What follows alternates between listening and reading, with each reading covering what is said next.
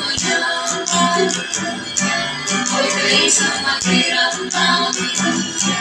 Sino sa inyong dalawa ang mas nahihirapan? Wastan mo ang mga bata.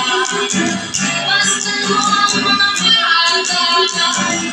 Ikaw ba'y walang nakikita sa takbo ng buhay nila?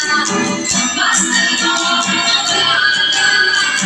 Ang buhay ay hawak nila. Wastan mo ang mga bata. Ang sagot iyong makikita. Ikaw ay nagtao. Walang pakialam sa mundo. Ngunit ang katotohanan, ikaw ay naguguluhan. Tayo ay nagtatambay. Hapon namin ang buhay.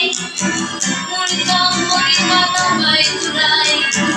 Tungo sa hanap namin buhay.